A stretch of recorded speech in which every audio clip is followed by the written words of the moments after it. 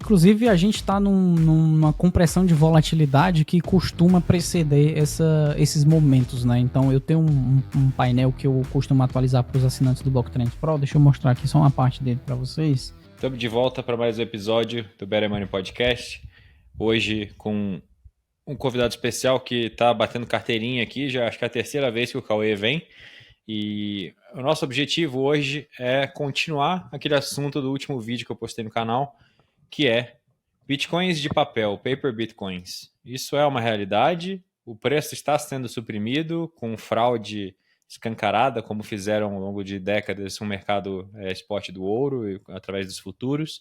Existe um monte de IOU de Bitcoin aí, quando você compra Bitcoin e deixa na exchange, eles estão mentindo que eles têm os Bitcoins lá, ou isso tudo é conta de fada, é FUD desnecessário e, na verdade, é a oferta e demanda que está ditando o preço.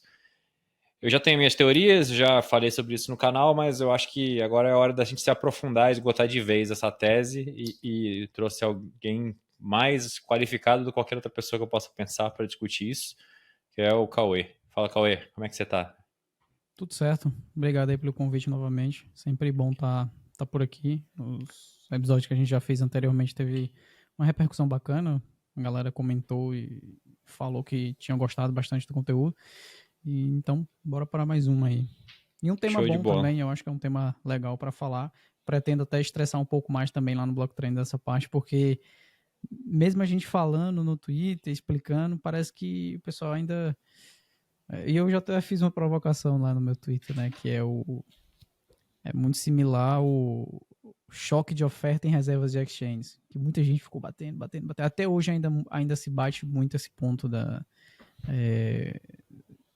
O pessoal olha ali o gráfico das reservas de exchanges caindo e acredita que aquilo ali vai causar na semana que vem o Bitcoin vai para 1 milhão, né? Porque alguma baleia sacou na Coinbase, aí, porra, então agora vai para 500 mil, aí saca mais uma. Não, então agora você fez mais um saque, vai para 1 milhão. E não é bem assim que as coisas funcionam, né? Eu acho que esse é mais um tema muito similar a esse mesmo tipo de compreensão que a galera tá tendo. Eu acho que as pessoas muitas vezes acabam caindo de cabeça na euforia e achar que do nada o book de ordens vai secar, não vai ter mais uma ordem de venda, e aí a próxima ordem vai ser $1 milhão, a gente vai para 1 milhão depois de amanhã. E não é bem assim, à medida que o preço vai subindo, mais pessoas vão decidindo vender um pouquinho aqui e ali. Uma coisa que é muito importante lembrar e ressaltar é que, historicamente falando, uma parcela maior dos bitcoins em circulação ficava na mão dessa galera que tem esse mindset de trader, de curto prazo, de realizar lucros, de trocar seus bitcoins por fiat.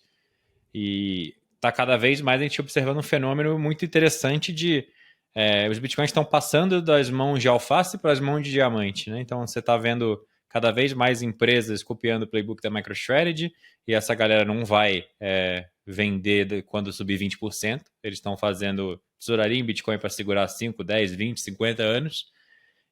Então, acho que os bitcoins que estão vindo e ficando disponíveis para venda ou são os 450 diários de mineração ou são que estão mudando de mãos.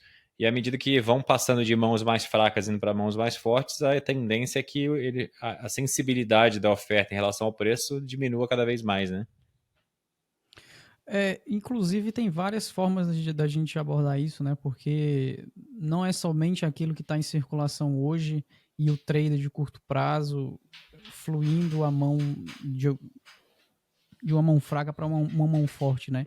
Às Tá? vezes a gente também tem mão forte fluindo Bitcoin para mão fraca e isso é uma coisa que pouca gente para perceber que muitos investidores que compraram 2 ciclos atrás eventualmente vendem Bitcoin. Por mais Uhum. incrível que isso possa parecer e por mais absurdo que isso possa parecer para você, Bitcoiner, que acha que somente compram Bitcoins, não, as pessoas vendem Bitcoin também. Também existe um botão de vender e as pessoas apertam esse botão constantemente também. E principalmente moedas bastante antigas, ou seja, o cara tá com um custo base lá de $1.000, $3.000, entendeu? O cara pegou lá no ciclo anterior, nos ciclos anteriores. Então, às vezes, o cara Eu acho que foi quer... o Croesus lá, como é que é o nome dele? Jess Myers, né? Jesse Myers postou no Twitter outro dia que literalmente ele conhecia alguém que era um Bitcoin OG que tinha comprado abaixo de $1.000 e estava financiando a sua viagem para o espaço. E o outro tinha comprado uma ilha. Então, Pois é, os à medida caras que as pessoas compram vão ficando casa, multimilionárias, elas querem viver a vida. E aí exatamente. Você não vai também ninguém vai passar a levar vida Bitcoin pro toda, caixão. você não vai passar a vida toda morando ali num apezinho pequeno só porque você é Bitcoin full max e pronto. E tudo bem, eu entendo o racional e esse é o racional que eu aplico na minha vida também, não é? Eu acho que de você também, mas assim, Que nem o eu acho. Altieri, que mora num AP de 5 metros quadrados para comprar mais Bitcoin. Pois é, e eu acho que a utilização, né, a venda mais nobre, pode-se assim dizer, agora já tangenciando um pouco, antes da gente entrar na parte técnica, ainda dentro dessa parte meio social, filosófica, eu acho que a venda mais nobre que você pode executar é para a realização de um sonho, né? Então, Claro. muita gente está aqui acumulando Bitcoin para no futuro conseguir realizar algum tipo de sonho, pode-se assim dizer. Eu não gosto de ter sonhos, eu prefiro ter objetivos, mas eu entendo que todo mundo vive a vida da melhor forma que acredita. E eu acho que quando eu quiser atingir os meus objetivos, determinados objetivos da minha vida pessoal, eu vou precisar me desfazer de um Bitcoin ou outro. E isso é algo que funciona. E isso é algo que não é que o Cauê acha que isso funciona e isso acontece no mercado. Não é eu que acho. E aqui, ao longo do nosso bate-papo, eu vou mostrar alguns gráficos para vocês que dá para ver isso acontecendo on-chain, né? Dá para ver isso acontecendo na rede do Bitcoin, dá para ver essas moedas fluindo e principalmente que tipo de cohorts que estão distribuindo essas moedas ao longo do tempo, principalmente nessa janela de tempo que a gente vai observar agora, que é justamente essa janela de tempo da chegada dos ETFs, a bitcoinização de tesourarias corporativas e agora esse formato mais misto de bancarização do mercado como um todo, né? Porque agora a gente já passa um pouco mais também, não só mais Bitcoin em tesourarias corporativas, que ainda é uma tendência muito forte, mas na minha concepção, talvez a próxima tendência muito forte que vai ter é essa bancarização, ou seja, a gente já começa a ver também muito do TradFi passando a se incorporar dentro do mercado, não só no Bitcoin, mas também outros ativos digitais, mas principalmente ainda Bitcoin.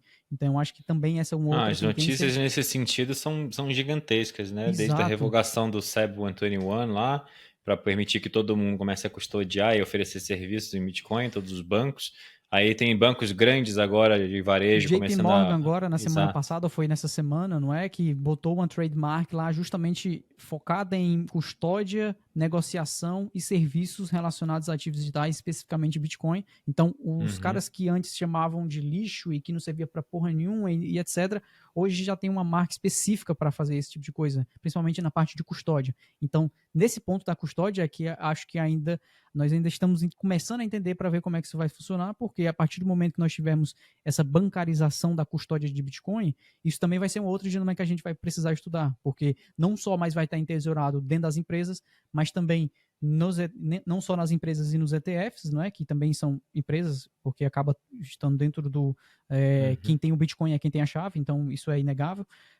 Não só nas BlackRock, Fidelity, etc. da vida, mas também nas empresas e futuramente também nos bancões, né? Então, JP Morgan, esses outros grandes bancos também vão estar entesourando Bitcoin. Então, são várias formas de a gente ver a oferta em circulação indo para endereços que vão ter uma baixa probabilidade de gasto, uma baixa probabilidade de movimentação on-chain.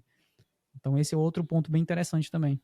Agora você falou que dá para observar on-chain esse movimento dos bitcoins saindo da mão dos OGs e da galera que está segurando há mais tempo.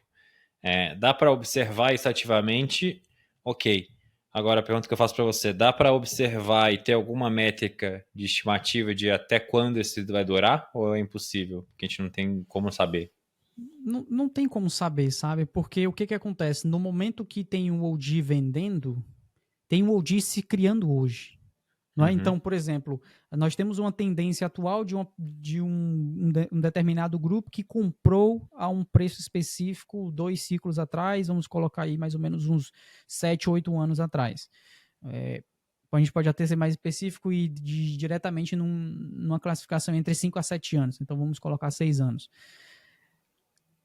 Esses OGs que foram criados naquele período estão despejando hoje nessa estrutura de mercado hoje. Na próxima estrutura de alta, vão ter outros OGs que estão se formando hoje ou que se formaram no ano passado ou no ano retrasado, que vão ter outro tipo de gasto. Então, essa é uma dinâmica que ocorre em todos os ciclos, ela ocorre em todos os ciclos. Agora, o volume de movimentação ela vai mudando. E uma das formas da gente fazer essa percepção mais do fluxo e não do volume, ou seja, para onde é que está indo a movimentação e não quanto é aquela movimentação, é você fazendo o famoso roda waves, mas ajustado ao realized cap, né, que é basicamente uma métrica on-chain que pega justamente o custo base de aquisição ou de movimentação on-chain dessa moeda em específico em um determinado momento do tempo. Então, eu não estou olhando o Bitcoin que existe hoje, mas o Bitcoin que foi movimentado a última vez lá na rede do Bitcoin. E quando a gente bota isso em termos de dominância da quantidade de Bitcoin que existe em circulação, a gente vê que todos os ciclos, esses caras distribuíram Bitcoin. E melhor do que eu falar, é eu mostrar. Deixa eu Põe na apresentar tela aqui a aí que tela. acho que vai ficar mais fácil.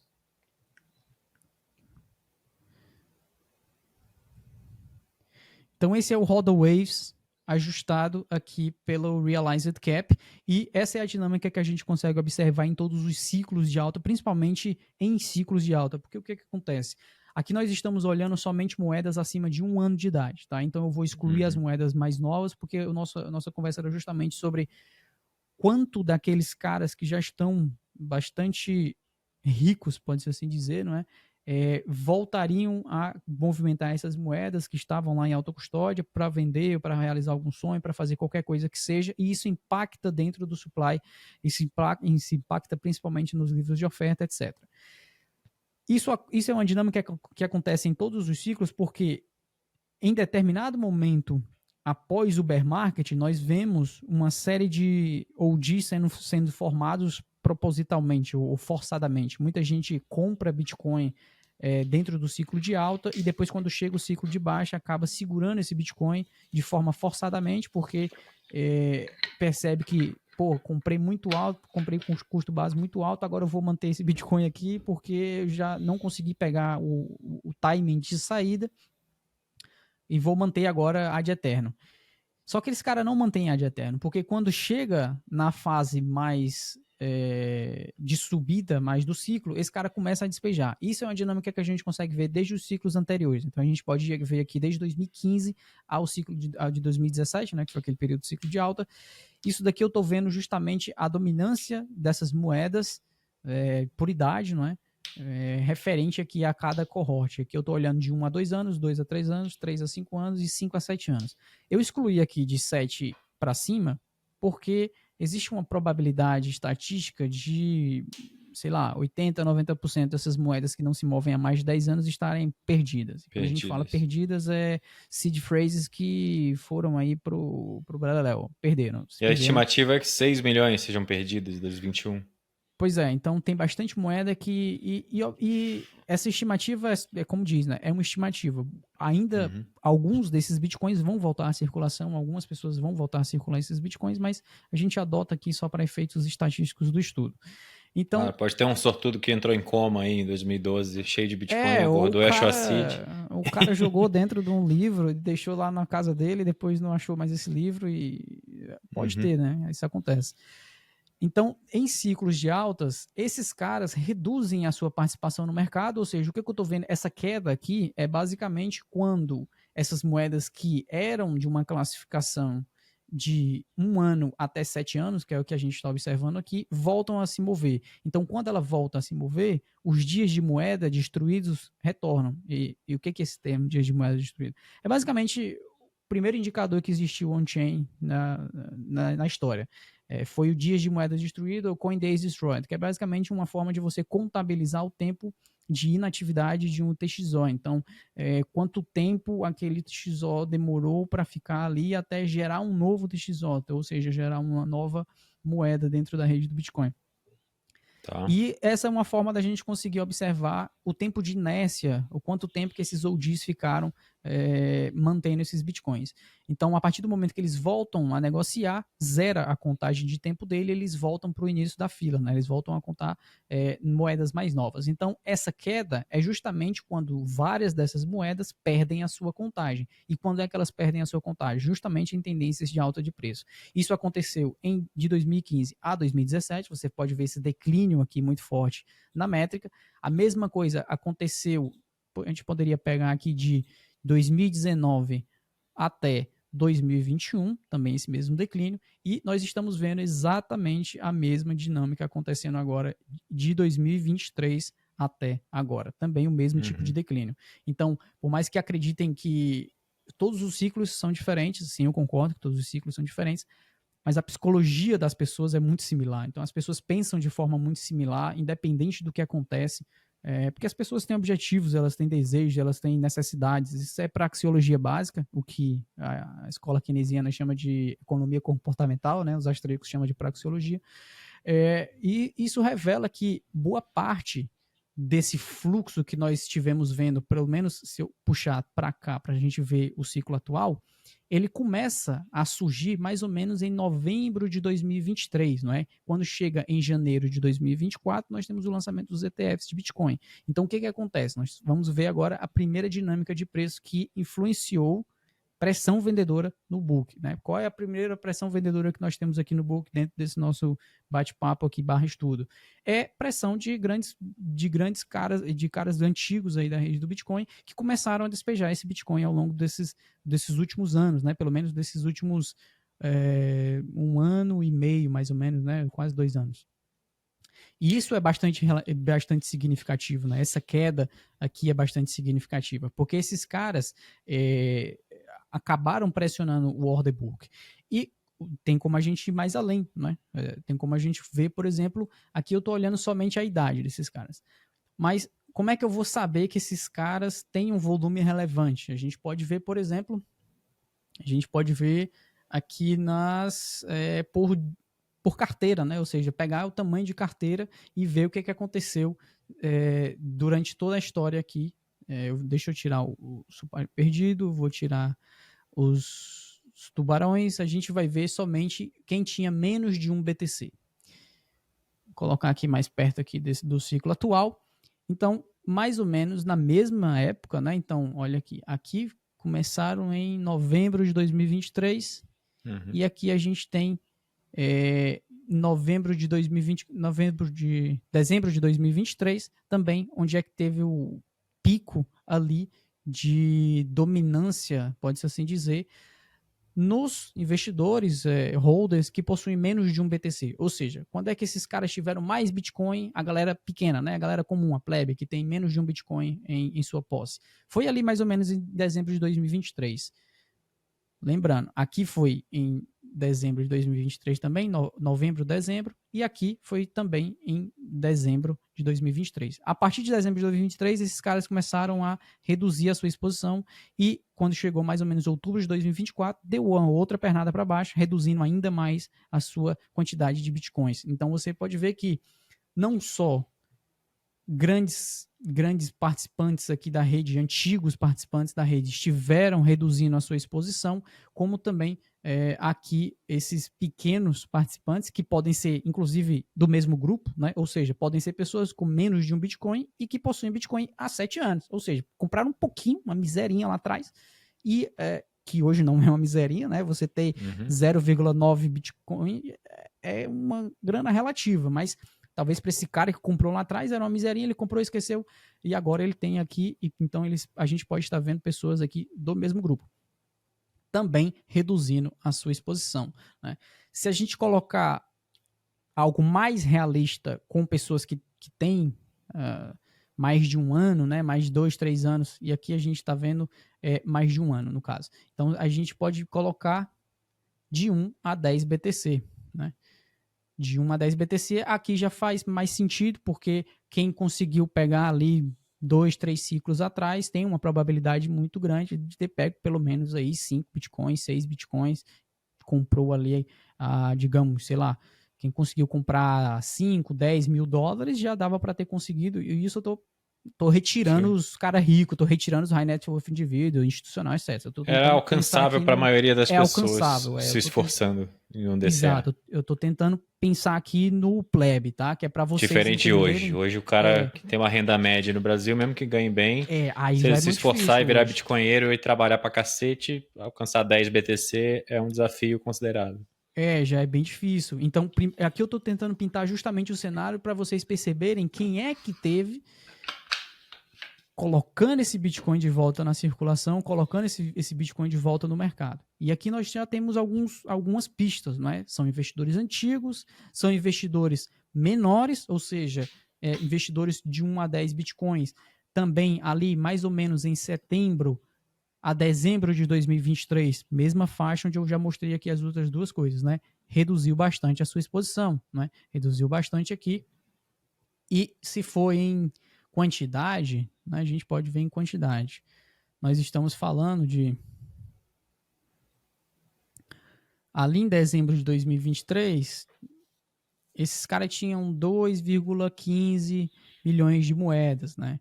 Hoje já são 2,06. Né? Então já reduziu consideravelmente a quantidade desses caras aqui.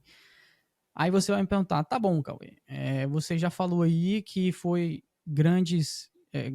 pequenos investidores, entre aspas, né, mais antigos que estiveram movimentando aí esses bitcoins de volta em circulação. E quando a gente entende voltar à circulação, a probabilidade de ser voltar para vender é muito grande, né? Vai ter uma ou outra pessoa que vai fazer assim, não, vou checar aqui a minha seed. Inclusive, pessoal, recomendo de vez em quando aí, pelo menos uma vez a cada 6 meses ou trimestralmente, verificar se as suas seeds ainda estão em funcionamento, porque é sempre bom a gente dar o benefício da dúvida da gente esquecer as coisas ou perdeu, etc. Então, é bom verificar. Então, às vezes, pode ter alguém aqui nesse meio que estava só verificando, fez uma transação on-chain só para ver se estava tudo certo. Mas a grande maioria, se a gente for pegar assim, estatisticamente, contabilizar tudo, a grande maioria volta a circular essas grandes quantidades de moeda, provavelmente para vender, né? Então, para montar e pode ser também casos raros de alguém que nunca consolidou o UTXO, ficou juntando espalhado e um belo dia juntou e saiu de abaixo também. De 1 para cima de 10. Tem esses exemplos, mas são exceções. Também. Mas assim, se a gente fosse contabilizar, a grande maioria volta a circular para poder vender de fato, né? Se o cara já tem o stacking dele lá, ele só volta a mexer quando ele quiser vender. Então, você vê aqui. Então, quem é que teve comprando esse, ou seja, qual foi a movimentação? Né? Foi de pequenas carteiras para quem? E aí a gente coloca aqui, por exemplo, os tubarões, que são carteiras que possuem de 100 a 1.000 bitcoins. Então a gente já está falando de institucionais, mas não tão grande porte assim, mas grande porte, relativamente já grande, pelo preço que o Bitcoin está hoje, já é grande porte, né? A Melis, por exemplo, está aí. Exatamente, essas empresas, principalmente, né, e aqui já deixo a minha visão, principalmente empresas, tá? Por quê? De abril de 2021 até julho de 2024, esses caras estiveram a mesma quantidade de Bitcoin. Então sempre teve fluindo ali. Esses players aqui são alguns OGs investidores que tiveram uma convicção um pouco maior e aí chegaram ali em 600, 700, 800 BTC. Tem alguns... quem dera, cara. Ou então, empresas, né, pequenos institucionais, aqui eu não estou falando de grandes institucionais, mas pequenos institucionais que começaram a colocar um pezinho ali no Bitcoin e ficou mais ou menos nessa mesma faixa em cerca de 3,8 milhões de Bitcoins. Agora, a partir de julho de 2024, a parada mudou. Mudou completamente. Esse cohort saiu de 3,8 milhões de Bitcoins para 4,75 milhões. Então, a gente esse paredão aí deixa escancarado que os bitcoins estão se concentrando na mão dos institucionais, né? Exatamente. Então, aí é que entra a grande questão, não é? Porque enquanto, de um lado do mercado, nós tivemos um grande fluxo de moedas voltando a serem negociadas, principalmente moedas de investidores novatos e de investidores antigos e também investidores menores. Por outro lado, nós vemos aí estratégias de tesouraria corporativa que estiveram aproveitando esse fluxo de moeda para acumular consideravelmente. E esse paredão aqui que a gente está vendo é justamente essa dinâmica que eu estou falando para vocês. Agora, a River, né? Eu poderia ter simplesmente mostrado esse gráfico para vocês aqui, e aí a gente teria matado já em 10 minutos, mas não teria graça, então era melhor explicar de forma mais detalhada. Isso daqui mostra a mudança de posse no Bitcoin em 2025, só que em 2025 os 3 ou 4 primeiros meses, se eu não me engano, porque já faz Tá. mais ou menos uns 2 meses, 2 a 3 meses que a River publicou esse relatório, tá? Então esses números, eu preferi mostrar os gráficos porque eles são literalmente atualizados agora, né, no último bloco, mas essa tabela aqui não, esse gráfico aqui não, tá um pouco mais antigo, mas também dá para ver a mesma coisa, né? O que dá para a gente perceber aqui? Que o maior fluxo negativo, ou seja, a maior saída de Bitcoin foi de indivíduos, né? Pessoas comuns estiveram vendendo naquela época, tá? Só para lembrar que saiu um pouco atrasado, vendendo aí cerca de 247 mil Bitcoins em 2025, ou seja, do início de 2025 até mais ou menos, eu acho que foi ali abril. Acho que é abril ou maio.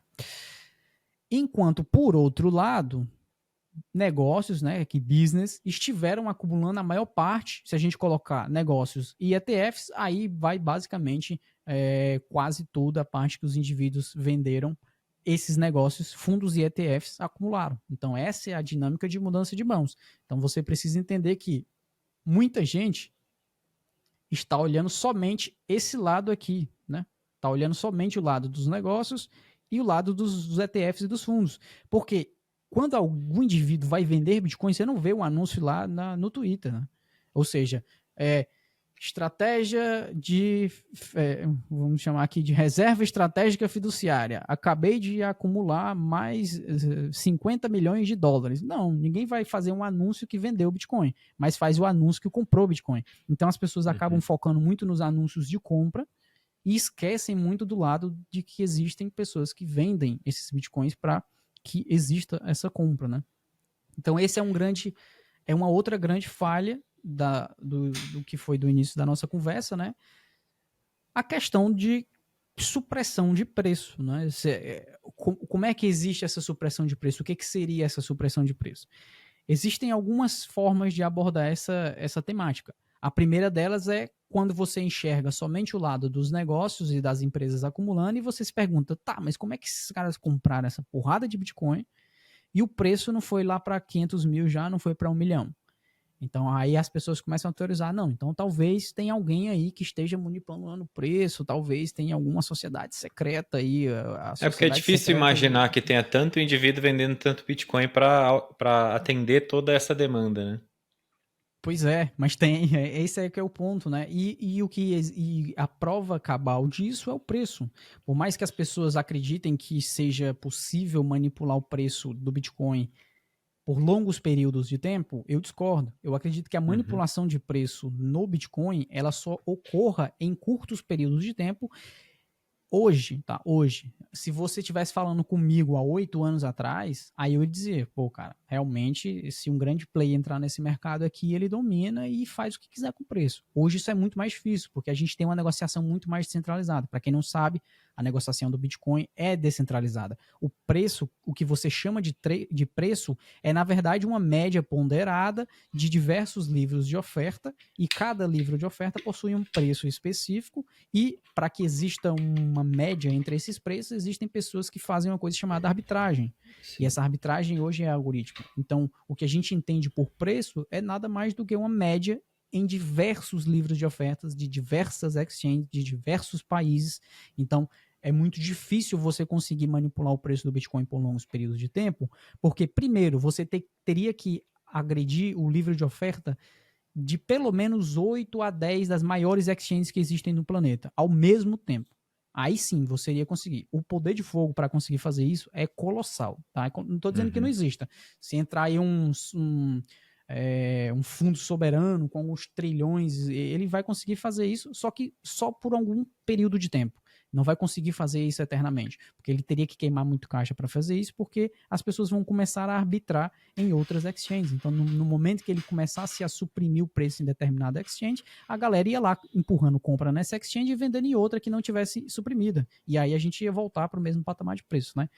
Então, esse é o ponto principal aqui do supressão de preço. Só poderia existir num cenário, primeiro, de baixa liquidez, segundo, de centralização da negociação, e terceiro, sem a dinâmica mista que existe hoje, né? Então, por exemplo, se você for olhar um mercado aí de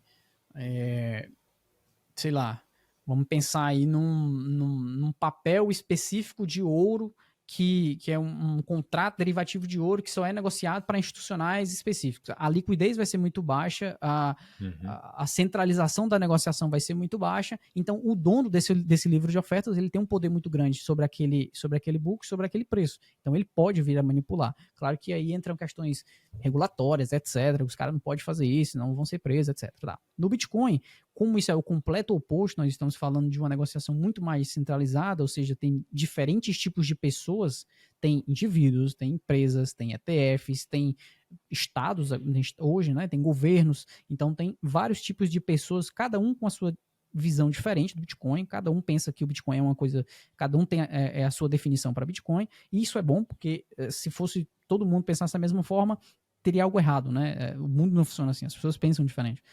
Então, esse é o cenário onde existiria uma supressão de preço, e não é o cenário que existe hoje no Bitcoin. O Bitcoin ele negocia de forma descentralizada, com diferentes tipos de pessoas e com um nível de liquidez extremamente alto. Não tão alto quanto outros mercados, tudo bem, a gente ainda não chegou lá, já estamos chegando, né? Mas já consideravelmente grande. Então eu acho que na parte de supressão de preço, acho que essa é a minha opinião. E assim, não é só opinião, pelo menos é aquilo que eu estive. Opinião baseada em dados. Exatamente. É aquilo que eu consigo enxergar, principalmente quando você para entender como é que funciona o livro de ofertas de um exchange, como é que são as execuções e como é que funciona a liquidez. Agora, existe um outro ponto, tá? E aí Antes de você seguir, calma aí, acho que se a gente desse um F5 nesse gráfico e pegasse uma fotografia de hoje, muito provavelmente a gente ia ver esse 157 de businesses bem maior, né? Maior. Que cada vez mais empresas estão aumentando a mão em suas estratégias de Bitcoin Treasuries. Hoje saiu a notícia da Semler, a Semler já saiu dando uma decolada, ela estava com um MNEV negativo, né? Abaixo de 1, então eu estava tradando com um deságio em relação ao book, ao quanto eles tinham de Bitcoin.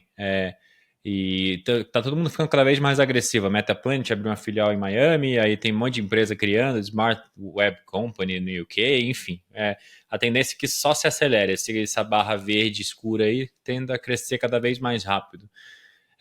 Fundos ETFs, a última vez que eu vi, se eu não me engano, esse ano, somado year to date, eles compraram, os ETFs abocanharam mais de 2 vezes a quantidade de Bitcoin minerado, então também é um número relevante.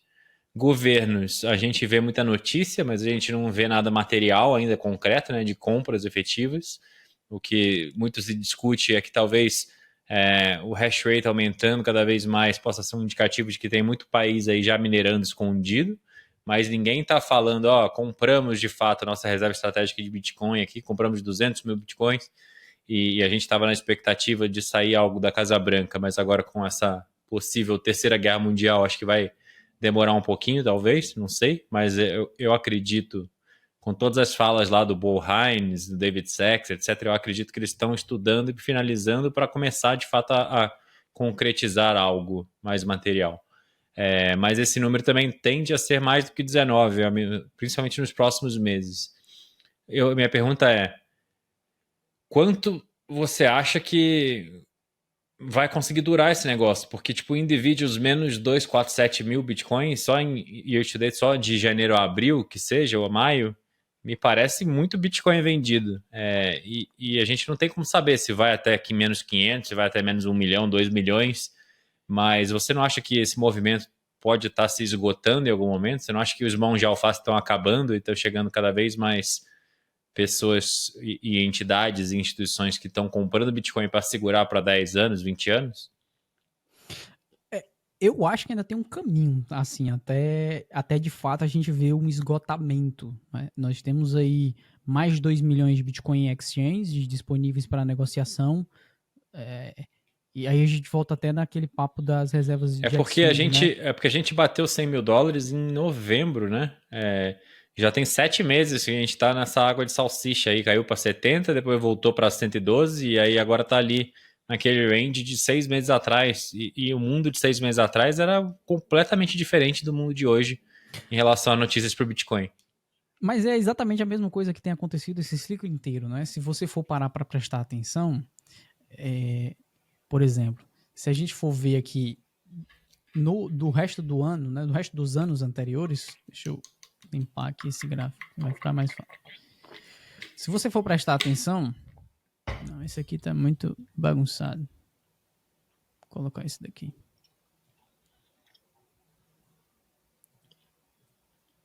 Se você for ver nos anos anteriores, 2024, por exemplo, até 2023, né?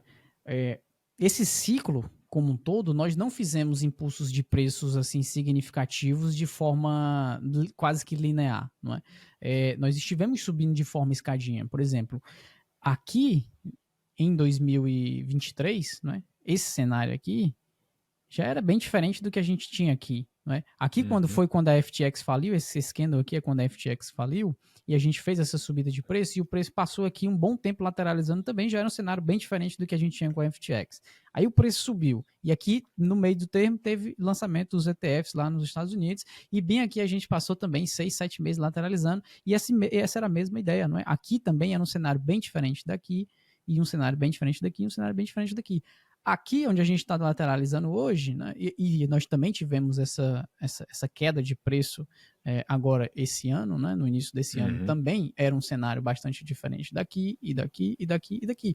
Então, a verdade é que o ciclo de preço, por mais que a dinâmica de mercado, a perspectiva sobre o mercado fosse diferente aqui do que era aqui e aqui, a dinâmica de preço de curto prazo, ela tende a ser muito similar. Ela tende a ocorrer de forma muito similar, porque você tem períodos de expansão e contração muito derivado daquilo que é a psicologia do próprio investidor. Então, existem momentos que as pessoas estão com um alto nível de otimismo excessivo no mercado, elas acumulam um lucro não realizado muito significativo.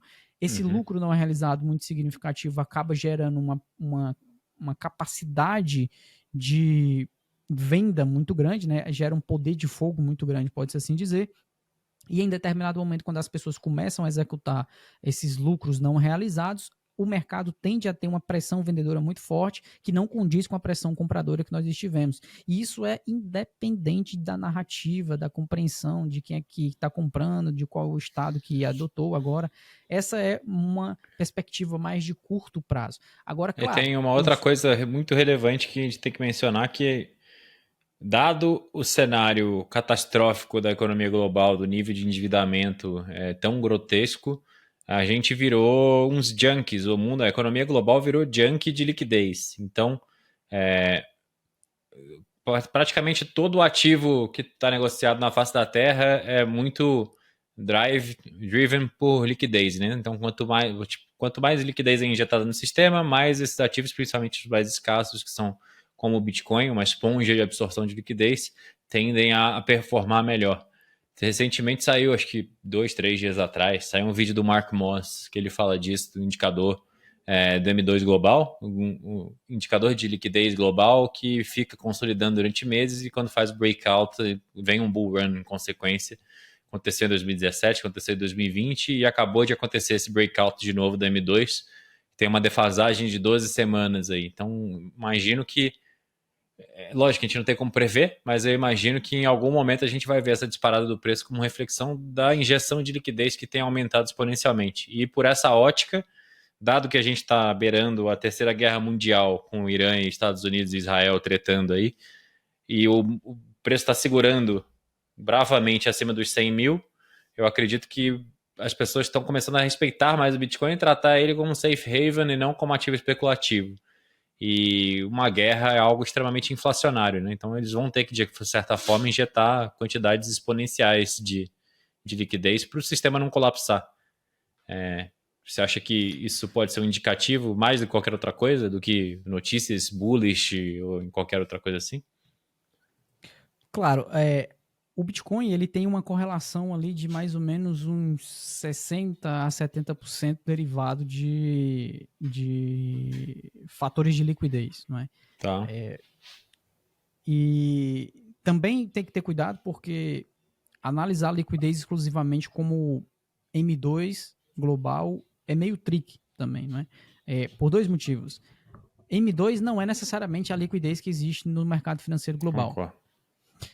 O segundo ponto é que você precisa denominar a liquidez global, denominar o M2 global em algum tipo de moeda. Você vai precificar em quê? Porque se você está falando de M2 global, você está englobando diferentes tipos de moedas, né? Porque cada região usa uma moeda diferente. Então você vai botar dólar, você vai botar iene, você vai botar euro, você vai botar libra, que são as maiores composições do M2 global.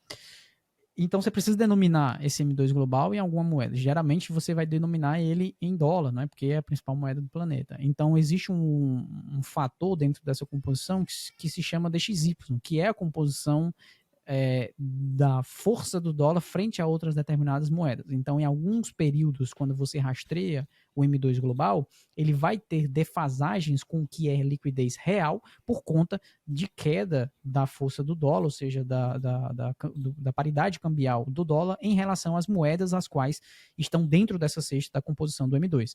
Então, existem alguns períodos onde você vai consumir ruído, não existe aumento ou diminuição de liquidez, mas ele vai se mexer por conta da paridade cambial. Então, esses são 2 disclaimers que devem ser colocados. E no primeiro disclaimer, só para ficar bem evidente, eu tinha até um gráfico aqui, ó, acho que está meio pequenininho aqui, mas esse gráfico aqui mostra liquidez global num conceito um pouco mais amplo e o M2 global que muitas pessoas costumam rastrear. Então, o M2 global, ele está ali em 110, 115 trilhões, alguma coisa, só que liquidez global num nível um pouco mais avançado, e aqui incluindo Shadow Bank, incluindo Eurodólar, incluindo alavancagem do sistema corporativo, etc., já está ali beirando os 180 trilhões, tá? Então, olha só o quanto de liquidez que não está contabilizado dentro do M2, tá?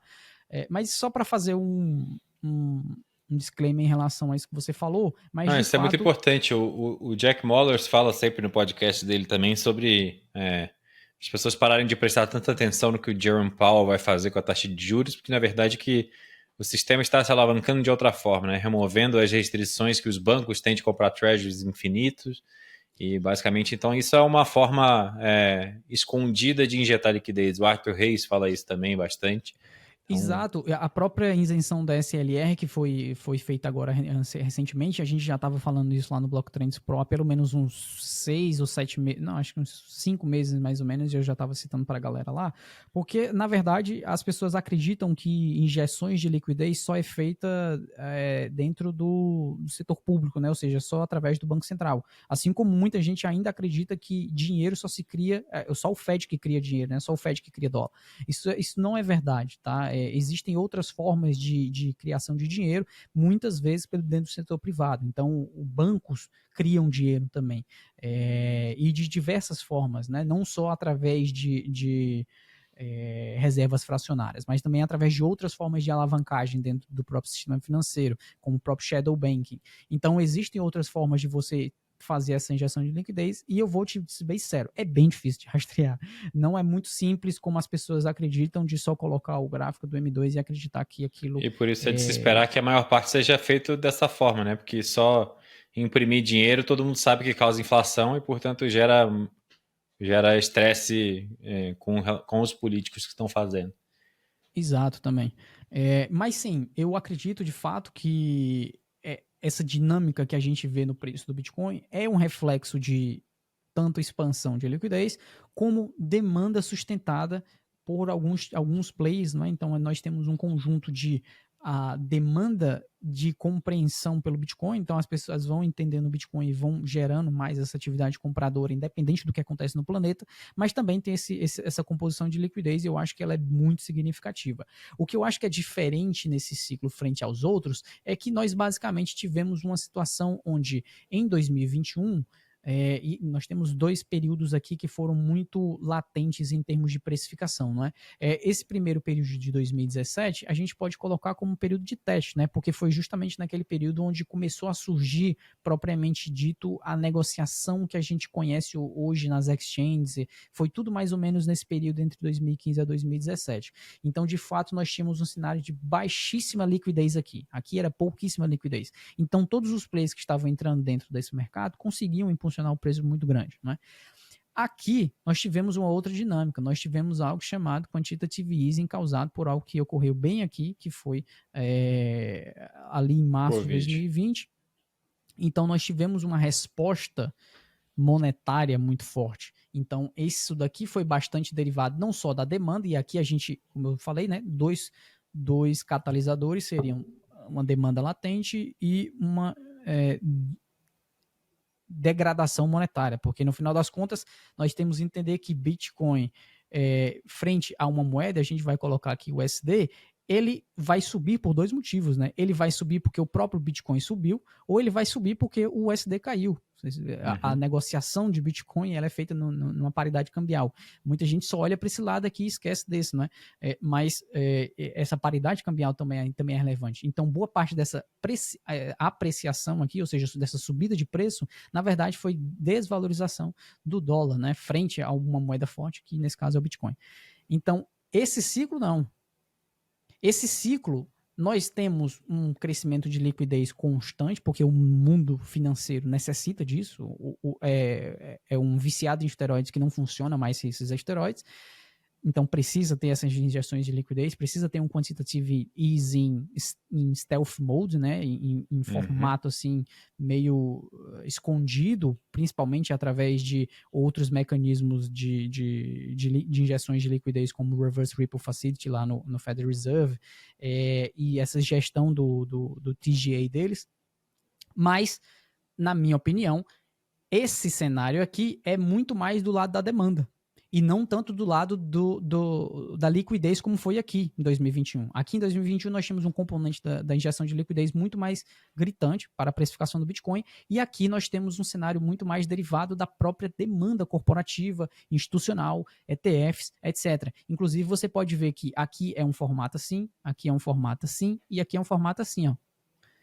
Por quê? Porque nesses dois ambientes nós tínhamos baixa liquidez do próprio mercado de Bitcoin. Então, isso gerava um próprio excesso de liquidez por conta de que as pessoas estavam aportando dinheiro no mercado onde já tinha uma baixa liquidez.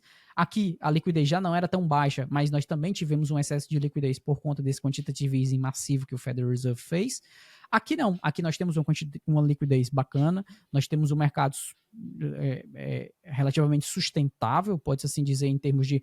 Teve Bybit, hack na Bybit, teve desalavancagem de carry trade no Japão, etc. Várias coisas que acontecem, mas no geral não afetou a estrutura de liquidez do Bitcoin. E nós também não tivemos um quantitative easing massivo, nós na verdade temos meio que o oposto, ainda. Né? Ainda. Então, isso daqui, esse cenário, acabei riscando demais, mas esse cenário que eu estou vendo aqui é muito mais derivado de uma demanda compradora institucional, de uma demanda passiva que vem entrando e vai compreendendo Bitcoin e vai gerando cada vez mais essa compra passiva de Bitcoin, principalmente a partir daqui, né, a partir dessa metade aqui, que é quando veio o lançamento dos ETFs, que por mais que não tenha propriamente alocado no ETF, essa narrativa ajudou dentro dos bancos, dentro dos fundos, etc., a compreender, ele falou, pô, se esse ativo aqui já tem um ETF spot negociado lá na Bolsa dos Estados Unidos, etc., pô, então agora eu posso comprar, porque está chancelado. Então, por mais que não tenha aplicado diretamente no ETF, foi o suficiente para um institucional lá não sei aonde, na Europa, na Ásia, ou em qualquer lugar do mundo, olhar para aquilo ali e falar, porra, se já tem lá nos a Estados má Unidos, vontade do institucional acabou, isso tá escancarado, e isso vem acontecendo gradualmente cada vez mais, mas desde o marco, a virada de maré foi quando os ETFs surgiram. E de lá para cá a gente consegue ver, eu já fui em alguns eventos do mundo Fiat, eventos de investidores anjo de Harvard, eventos diversos, com um monte de Faria Limer, e antes os caras descartavam o Bitcoin como se fosse uma piada, né? Uma piada de mau gosto, e agora todo mundo está interessado em saber quantos por cento do portfólio deveria estar lá, se é 1, 2 ou 5. Eventualmente vai todo mundo chegar à conclusão de que deveria ser 50, 70, 80, mas ainda tem chão para chegar lá.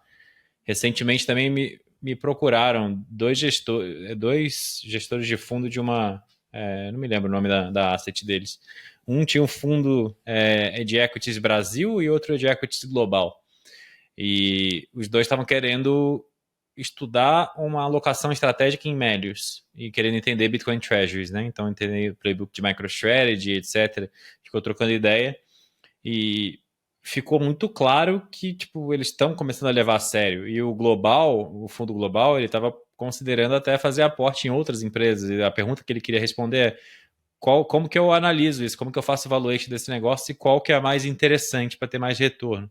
E os olhos dele brilharam quando eu falei sobre a 1B, aquele ETF que faz uma diversificação de portfólio entre empresas que têm Bitcoin. Eu vi E esse o ETF, ele outro é bem recente, né? Bem novo, ele é lançou agora há pouco. da Bitwise.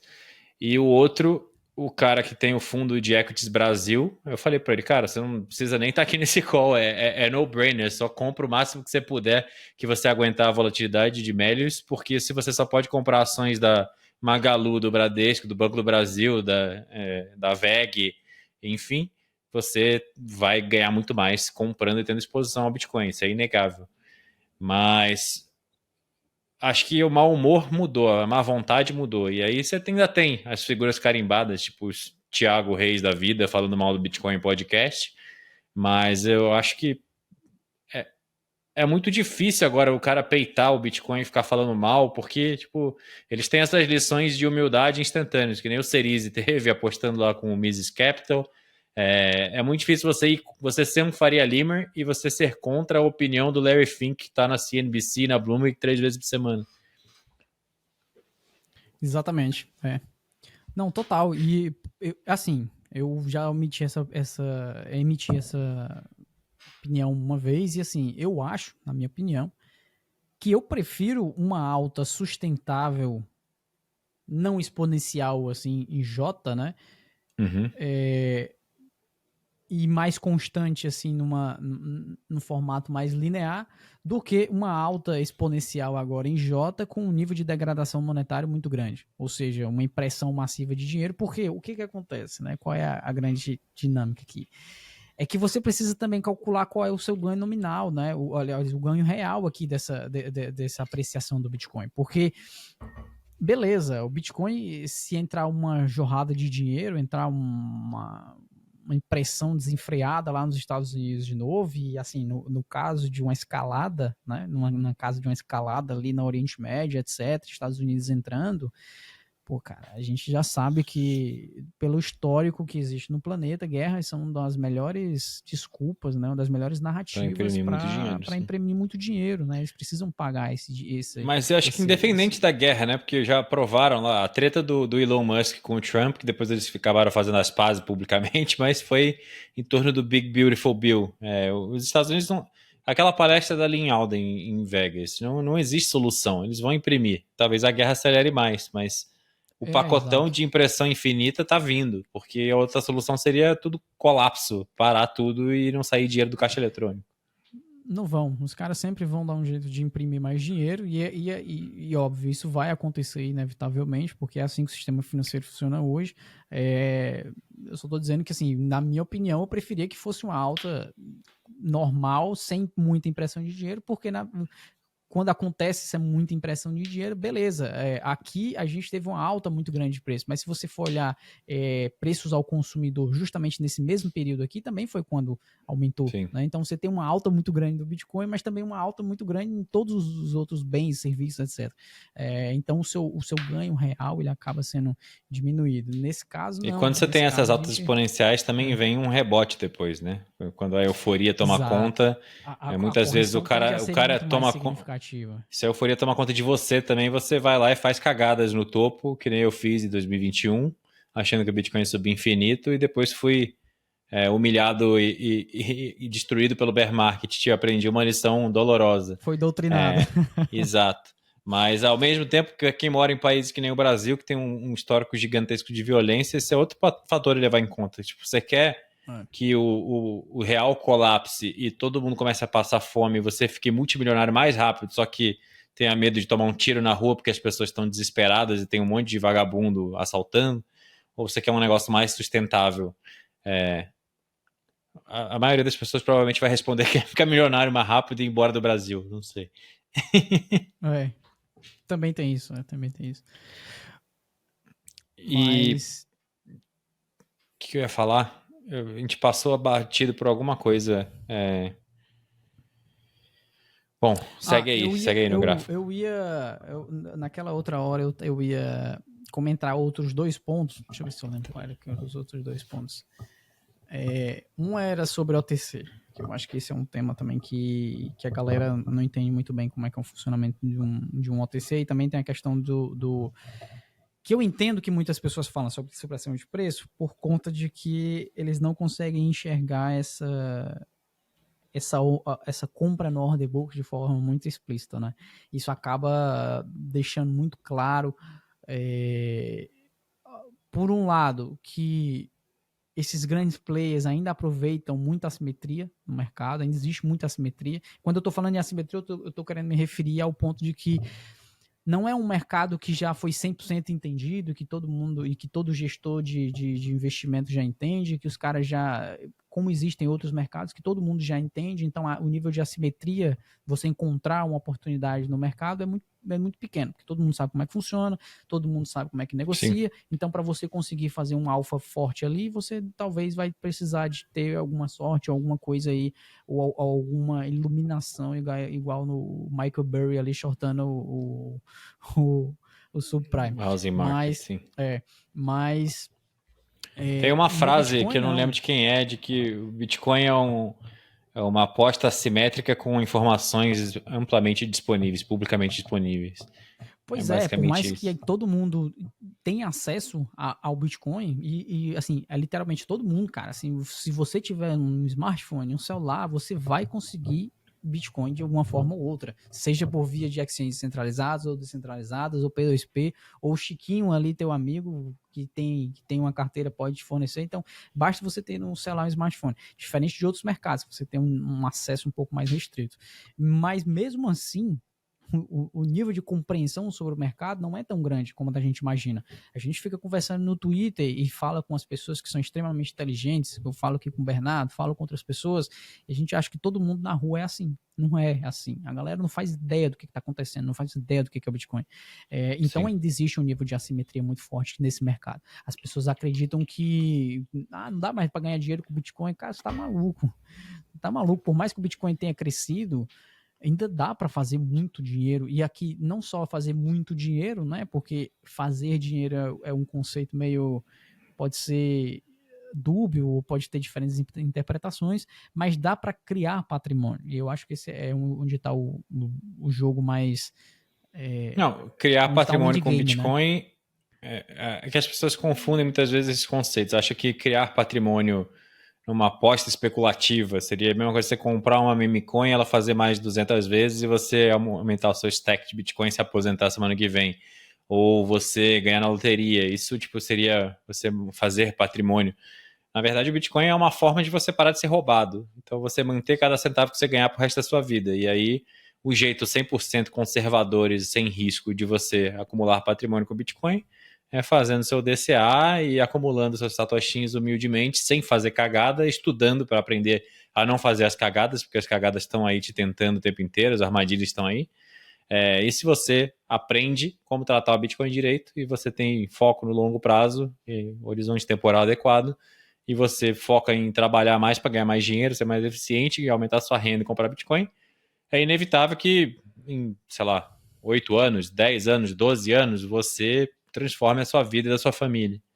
Agora, a maioria das pessoas tem que nem eu, né? Passa os primeiros 4 anos fazendo todo tipo de cagada. O primeiro ciclo é de aprendizado doloroso.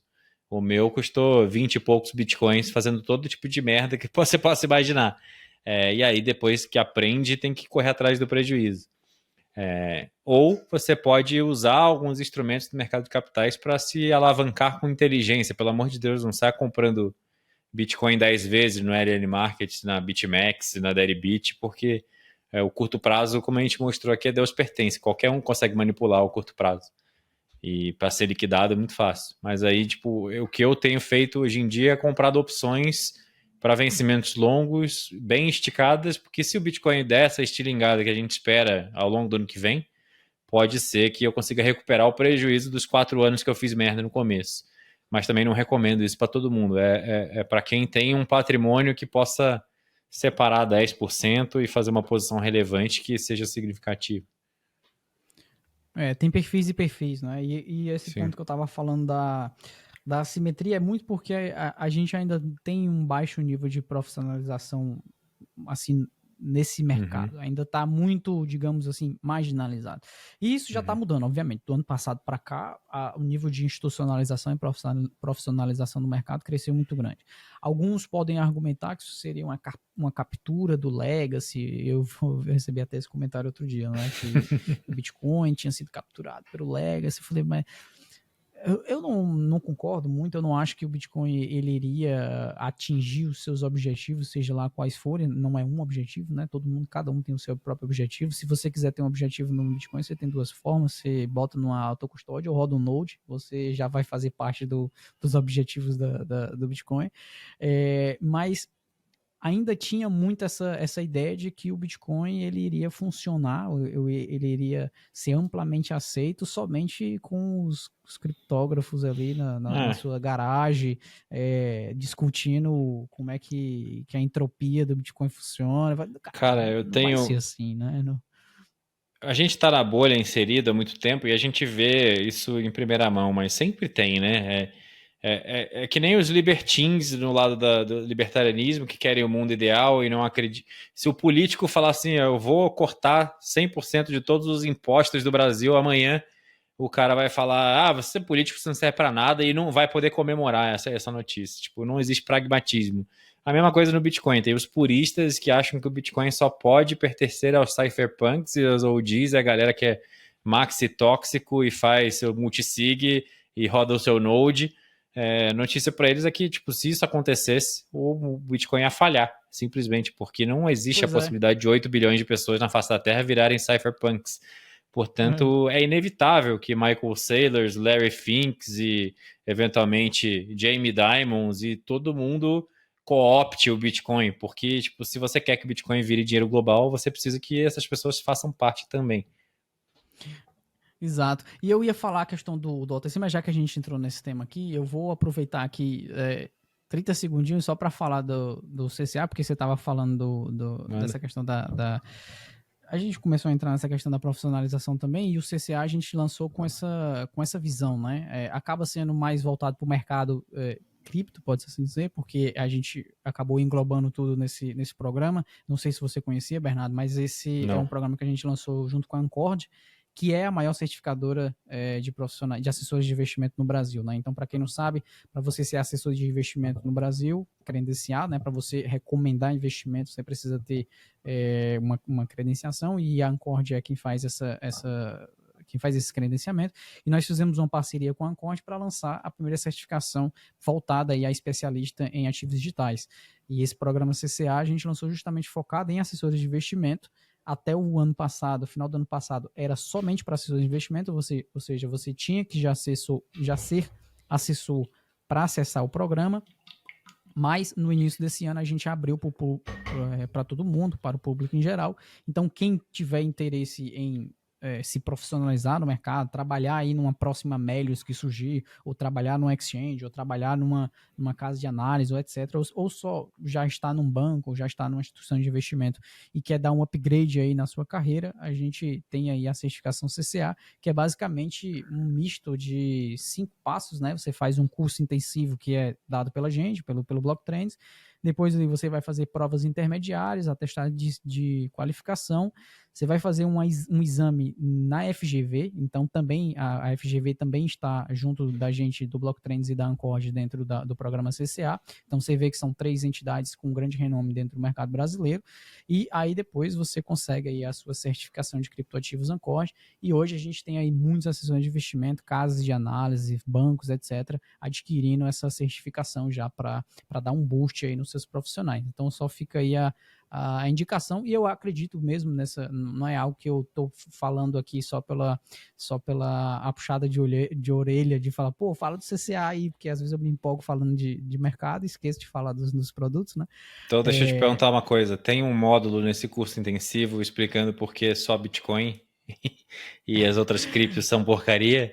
Cara, pior que tem algo bem nessa Que linha bom. também. Tem algo bem nessa linha na parte de Bitcoin específico, né? Mas assim, como tem outras entidades, não é só o Blocktrends aqui, tem outras entidades e para a Ancord poder promover esse tipo de material, a gente tinha que abordar tudo. Então, de fato, a gente Uhum. aborda tudo que existe. O cara, para ele ser meio conseguir uma certificação, ele precisa entender Sim, tudo, porque né? o cliente O vai cara perguntar qual é a diferença do Ethereum para exatamente. Solana para o Você não se Bitcoin. torna um assessor de investimento sabendo só ações. Eu vou ser assessor de investimento, mas eu só vou entender ações, mais nada. Uhum. Fundos imobiliários, etc., não esquece. Beleza, você pode gostar só de ações, mas para você trabalhar com isso, recomendar, etc., é bom você saber tudo, né? E de fato está aí disponível aí a certificação CCA. Mas, voltando Ok. para o papo, a gente não ficar só em jabá aqui, né? Eu aproveitei porque a gente estava falando disso. Mas o outro ponto que eu ia comentar aqui, só para complementar, era da parte dos OTCs, né? Porque o que acontece? A parte de supressão de preço que a galera entende, e na verdade não entende, né, no caso, é que muitas vezes o order book ele é agredido por OTCs.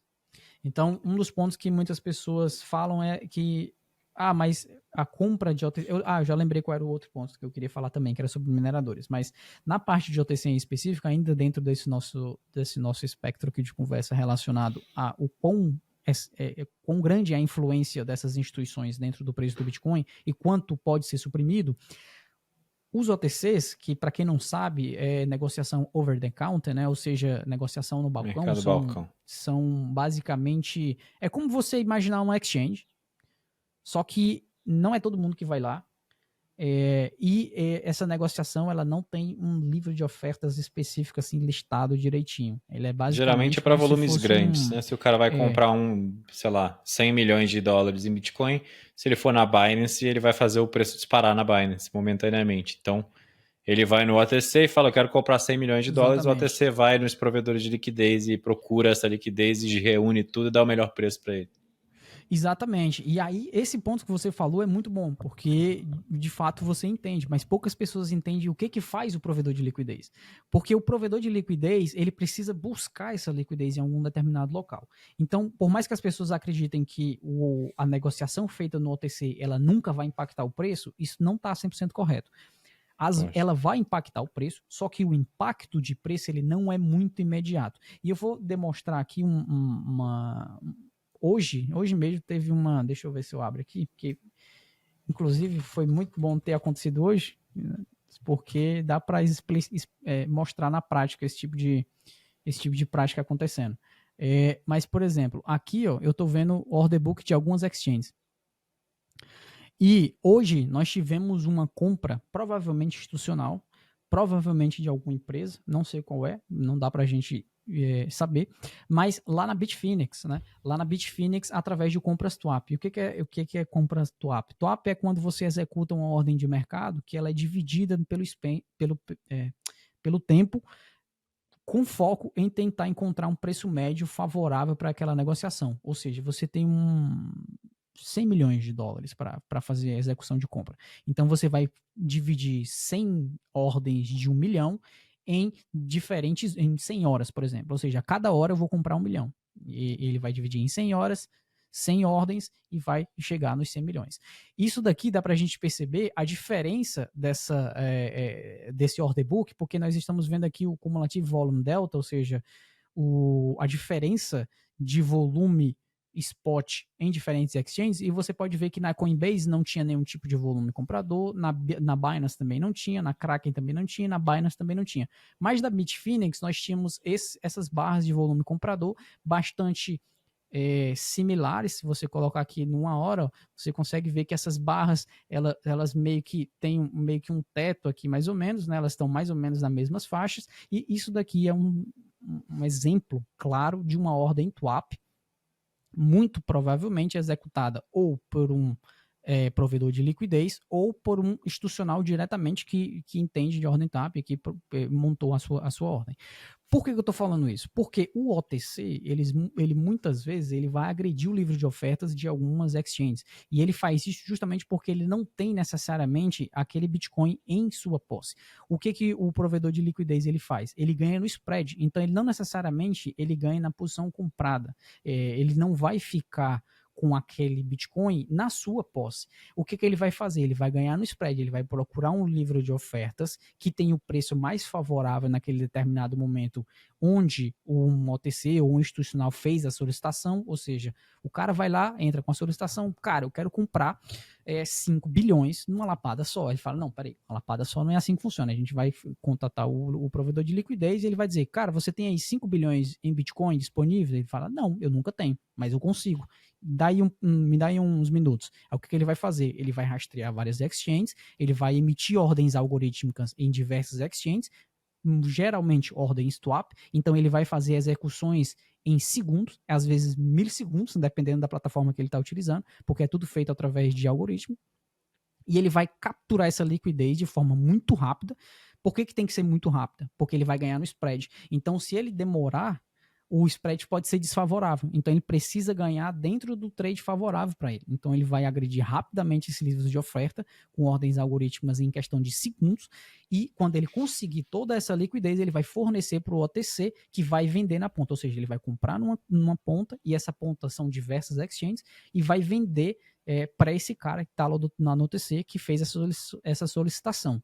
Então, não necessariamente o OTC ele vai ter aquele Bitcoin na sua disposição para fornecer para o cara, e aí tem uma negociação completamente fora do planeta, né? Ou seja, assim, o cara tem o OTC, tem lá uma reserva grande pra caraca de Bitcoin e ele não tá nem aí pro mercado, não tem preço, não tem nada, e eles fizeram uma negociação que jamais entra no nosso mercado. Não é assim.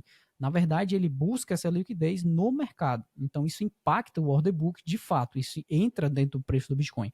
Só que não entra de forma disparada. Se ele comprar de uma lapada só dentro do livro de ofertas, e isso daqui que eu estou mostrando, isso aqui na lateral, ó, é um livro de ofertas. Ó. Isso daqui é um livro de ofertas. Ele vai se alterando à medida que as ordens vão sendo executadas.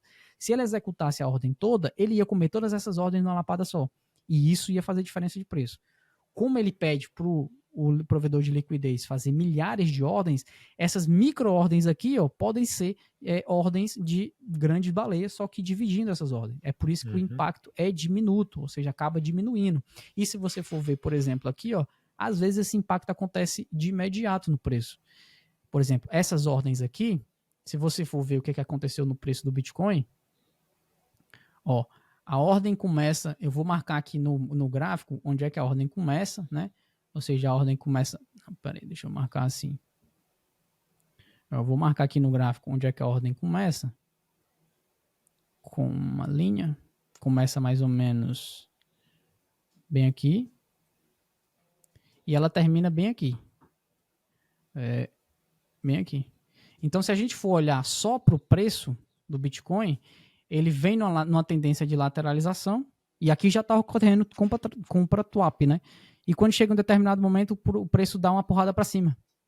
Né? E aí deu outra porrada para baixo. Agora, essa execução de venda já veio na Binance, né? Não veio por conta desse play na Bitfinex. Agora, esse cara pode ter comprado na Bitfinex e despejado na Binance. Aí a gente, entre outras especulações, que fica muito difícil da gente saber o que o cara estava querendo fazer mesmo de fato. Né? Mas só para vocês verem que tem esse impacto. Existe esse impacto, só que esse impacto não é tão grande quanto as pessoas imaginam. Então, só para ficar claro como é que funciona essa parte. Interessante. Eu nunca tinha visto isso. Eu sabia que estava amarrado, obviamente, por primeiros princípios, não dá para estar 100% independente um preço do outro, senão seriam dois ativos tradando separadamente com comportamentos diferentes. Mas é legal saber a dinâmica por dentro, como funciona. E o outro ponto, aqui eu não preciso gastar muito tempo para falar, é questão de 1 minuto, você vai entender. Esses provedores de liquidez, esses institucionais, esses OTCs, também compram diretamente de mineradores. Tá? Então, o que acontece? Aí você entra, de fato, num Bitcoin que nunca chegou a pisar num livro de ofertas. Tá? Aí sim, essa negociação, ela provavelmente vai ter um impacto muito, muito, muito diminuto no livro de ofertas, quase inexistente de fato, porque é um Bitcoin que nem foi precificado ainda. O que o OTC, o provedor de liquidez, faz? Ele liga lá para para Marathon e fala assim, cara, a gente tem uma demanda aqui, X, semanal, né, ou diária, sei lá, quanto é que você consegue me fornecer essa demanda? E aí, por exemplo, Fidelity compra diretamente da Marathon para construir o ETF deles, né? As reservas spot dos ETFs deles. Então eles falam assim, olha, a gente está tendo uma demanda compradora no papel X, a gente precisa fazer o fixing no dia seguinte com uma quantidade X de Bitcoin dentro das nossas reservas para respaldar ali no nosso formulário que a gente vai enviar para a SEC, porque precisa ter o respaldo lá isso é para qualquer ETF, né? Ele precisa mostrar que tem o seu ETF é spot, ele precisa mostrar ao regulador que ele tem aquele Bitcoin, senão ia ser paper Bitcoin. E aí ele fala, olha, aí eu preciso de tanto. Aí a Mara vai falar assim, você também tá querendo demais, eu não consigo isso tudo, mas eu te consigo aqui 300 BTC. Aí ele fala, beleza, manda esses 300 BTC, manda esse aqui, sei lá, semana ou mês, alguma coisa assim, e eu vou buscar em outras fontes. Então, essa também é outro impacto. Então a gente tem... Lembrando que são 450 por dia, e isso é praticamente uma gota numa frigideira quente, né, em termos da demanda atual. Exatamente, Então, só somando o MSTR e ETFs já dá 4 vezes esse valor. Pois é, por isso que eu deixei mineradores para falar agora já por último, porque também é uma dinâmica que existe, as pessoas precisam saber que existe, mas o impacto já é assim bem antigamente era muito mais forte a dinâmica de trading de um minerador, né? Hoje já é bem mais, assim, comparado ao tamanho do volume do book, é muito menor. Mas só para vocês entenderem todas essas dinâmicas de como é que existe, e nesse caso não existe essa supressão de preço, é mais uma dinâmica de mercado mesmo, tanto por venda agora fazendo um resumo, né? Venda de participantes antigos, venda de participantes menores, indivíduos despejando Bitcoin para a realização de lucros enquanto os institucionais acumulam, compras feitas através de OTC com a ajuda de provedores de liquidez que executam ordens muito mais sofisticadas do que vocês imaginam, é extremamente complexo mesmo, para quem já leu um paper de trade de algoritmo sabe do que eu estou falando, e também a última questão, que é a questão dos mineradores que despejam Bitcoin ali para esses institucionais, sem nem agredir o livro de oferta, com um impacto muito mínimo também. Então esse é o conjunto da obra aí, acho que dessa nossa conversa. Sensacional. Que aula. Acho que se alguém pensava que tinha Bitcoin de papel manipulando o preço, agora, depois de assistir isso aqui, não tem como contestar. Cara, sinceramente, eu não acho... Eu entendo um OG querer vender algumas centenas de Bitcoin para mudar sua vida e realizar sonhos, que a gente falou no começo. Eu não consigo entender uma pessoa com a mentalidade de trader que olha para o cenário atual, com todas as notícias, e olha para o price action e vê o preço de 103, que é o mesmo preço de 6, 7 meses atrás, e acha que é um bom momento de vender. Então, sinceramente, eu não tenho como afirmar isso, ninguém tem, mas se eu tivesse que dar um palpite, eu diria que a gente está nos acréscimos desse movimento de consolidação, dado tudo que a gente falou aqui, o aumento da liquidez, o Nothing Stop This Train lá da Lynn Alden, o fato da dominância fiscal desse cenário macroeconômico catastrófico, a iminente terceira guerra mundial, um conflito armado que vai custar dinheiro pra cacete, vai aumentar o déficit em trilhões e trilhões. Sei lá, eu acredito que se eu tivesse que apostar, apostaria que essa consolidação ali no range de 100 a 110 tá chegando ao final e a gente vai dar uma pernada para cima até onde não sei, e aí vai vir um novo período de consolidação, depois uma nova pernada para cima, como o Bitcoin sempre fez, né? Inclusive a gente está numa compressão de volatilidade que costuma preceder esses momentos, né? Então eu tenho um painel que eu costumo atualizar para os assinantes do Blocktrends Pro. Deixa eu mostrar aqui só uma parte dele para vocês. E ele é basicamente um conjunto de indicadores de curto prazo, e aqui eu não vou mostrar os de longo prazo, dá para mostrar os de curto prazo, porque como é de curto prazo, daqui a um mês já vai ser completamente diferente, né? Os indicadores de longo prazo não, eles ficam assim por meses e meses e meses sem dar sinal nenhum, porque obviamente é de longo prazo, então ele tenta buscar o topo e o ciclo do mercado de forma mais estatística. Aqui na parte do curto prazo ele tende a ter sinais mais específicos.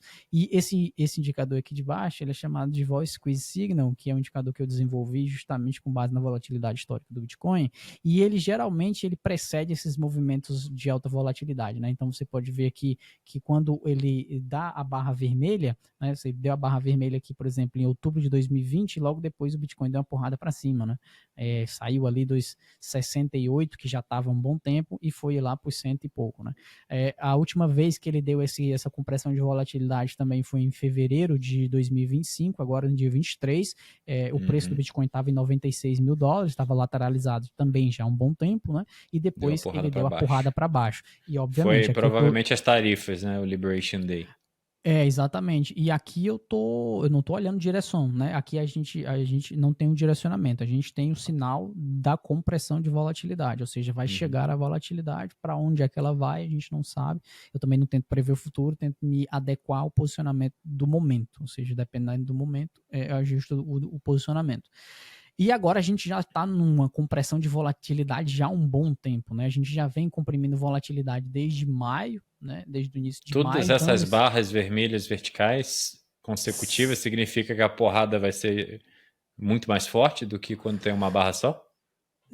Não necessariamente. Por exemplo, se a gente vê aqui, ó, ela já teve períodos aqui com barras bem longas, né? Teve períodos aqui que ficou dando essas barras bem longas e depois teve a porrada de volatilidade posterior. Entendi. Mas isso não necessariamente indica que a porrada vai ser maior ou vai ser menor. Ele te dá a janela de tempo onde essa volatilidade tende a ocorrer, mas não necessariamente vai te dar aqui o tamanho da volatilidade. Agora, por exemplo, aqui em 2024, a gente passou um bom tempo com esse sinal de compressão de volatilidade, mesmo com o preço do Bitcoin caindo, mas é porque o histórico dos dias anteriores foram laterais. E, por exemplo, esse sinal de volatilidade aqui, deixa eu tirar aqui a vol de 30 dias para ficar só o sinal, essa vol de 30 dias aqui, ou esse sinal de squeeze de volatilidade aqui, ele não veio com um viés direcional. Por exemplo, a volatilidade que veio o seguinte foi que eu chamo de bidirecional, né? Foi a famosa violinada, que eu costumo falar com o Mrs. Capital, que dá valor esse negócio de violinada. Ou seja, ele corta para cima e corta para baixo, né? Ele vai punindo bears e vai punindo bulls na mesma pancada.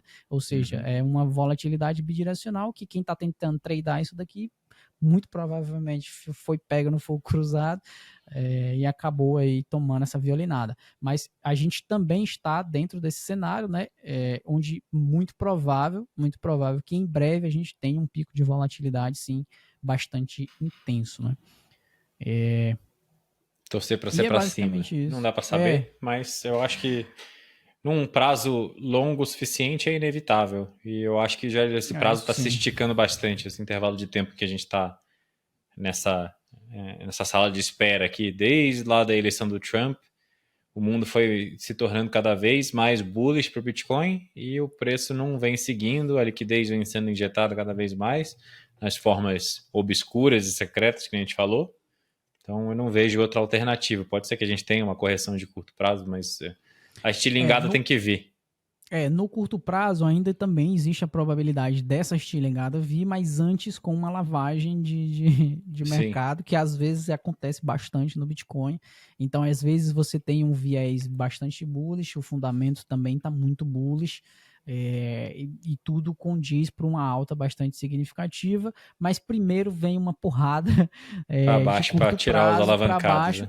Que foi justamente o que aconteceu lá no ano passado, né? Se você for olhar, eu parei de compartilhar sem querer, mas por isso que eu gosto tanto das opções como um caminho para você poder não ser pego de calça curta. Por exemplo, aqui em 2024, já estava dando esse squeeze de volatilidade aqui atrás, ele chegou um pouquinho atrasado, ele estava dando squeeze de volatilidade, basicamente ali em janeiro de 2024 a gente teve o lançamento dos ETFs de Bitcoin, ou seja, todos os fundamentos alinhavam para uma acumulação significativa de Bitcoin e uma reprecificação que seria necessário de acontecer, e ocorreu de fato, mas não antes de estourar aí a carteira de alguns traders alavancados que o famoso sell the news, né? Buy the rumor, sell the news. A gente saiu dos $46 mil ali para os 39, e aqui eu tô vendo no diário, né, o candle intraday foi muito mais para baixo do que isso, então você vê que pode acontecer esse tipo de cenário também. Para quem quiser, aqui tem mais para cima, tem alguns indicadores mais, como é que eu posso dizer, mais sketch, né? Porque como você pode ver aqui, ó, tem sinal de topo de correção de curto prazo e fundo de curto prazo também, né? Então, por exemplo, se você for ver aqui só esse sinal aqui, ó, do NUPL que eu construí, e ele te indicou aqui sair da posição em $90 mil e começar a recomprar ela ali em 85. Aí você teria feito ordens consecutivas com o preço do Bitcoin acima dos $90 mil, depois recomprado Bitcoin acima dos 85. Abaixo, né? Abaixo dos 85. Então tem alguns indicadores também interessantes para esse tipo de posicionamento de curto prazo que dá para explorar muito bem com análise on-chain, né? E esses indicadores aqui eu costumo atualizar nas sextas-feiras. Hoje é sexta, né? Que a gente está gravando. Eu atualizei hoje lá no Block Trends Pro. Quem tiver interesse nessa parte de trading, posicionamento de mercado com uma visão um pouco mais estatística, não muito só o price action ou só notícia, a gente faz esse tipo de conteúdo mais avançado lá no Block Trends Pro também. Legal. Bom, não recomendo que vocês tentem tradar com um horizonte temporal de dias ou semanas, pelo amor de Deus, por isso tudo que a gente falou aqui. Mas, de fato, os indicadores aí que o Cauê tem podem ser muito, muito úteis para você saber como se posicionar, quando se posicionar, mas lembre-se que o curto prazo a Deus pertence. Pertence às baleias. E não seja sacudido à toa. Cara, acho que já temos 1h30 aqui de conversa. Quer deixar suas considerações finais aí, mandar o pessoal para te seguir em algum lugar? Fala aí. O meu Twitter é @caueconomy, muito provavelmente aí uma boa parte de vocês já deve ser se deparado aí com nicho de olhos vermelhos aí no Twitter. Todo o meu material mais avançado, né, onde eu acabo me debruçando um pouco mais na minha parte de estudo estatístico mesmo, indicadores e tal, é lá no Block Trends Pro, então a gente costuma fazer essas atualizações, até porque é muito difícil fazer isso publicamente no Twitter, não é um espaço onde dá para aprofundar muito, apesar de eu fazer muito conteúdo gratuito também, e tá tudo disponível lá no Block Trends Pro para quem tiver interesse também nessa parte mais de posicionamento, não só de curto prazo, que a gente fala, o que eu estava mostrando aqui mais recentemente, mas eu tenho uma gama de indicadores de longo prazo, ou seja, se você tiver nem aí para o que acontece no Bitcoin entre hoje e o mês que vem, o que eu, na minha opinião, acho que é o ideal, e você quiser só tentar pensar em como reposicionar a sua carteira com base aí em 3, 4 anos de alocação, o que eu também acho que seja o mais ideal, a gente tem um conjunto extenso de indicadores que focam justamente nessa perspectiva. E para quem quiser trabalhar nesse mercado, igual eu estou trabalhando, igual o Bernardo que também está aqui nesse mercado, tem aí a certificação CCA, e é uma forma de você se profissionalizar. É a primeira certificação que existe no Brasil nesse formato. A nossa visão foi, de fato, trazer um pouco mais de institucionalização e profissionalização, e eu acho que é uma oportunidade bacana também para você cooperar com o mercado brasileiro, para quem quiser, né? Para quem quiser ir para fora do Brasil, do jeito que está, também uma opção muito boa para você aprender e executar esse seu conhecimento fora, né? Perfeito. Cara, muito obrigado mais uma vez pela presença, foi um prazer. Acho que essa aula deve ter agregado muito para muita gente que chegou aqui com dúvidas se o preço estava sendo manipulado. E agora já sabem que não. Só vamos esperar os mãos de alface desaparecerem aí, que eles estão acabando. É isso. Obrigado. Obrigado, pessoal, pela audiência. Até a próxima. E, Cauê, valeu mais uma vez. Abraço. Eu que agradeço. Até mais. Até mais.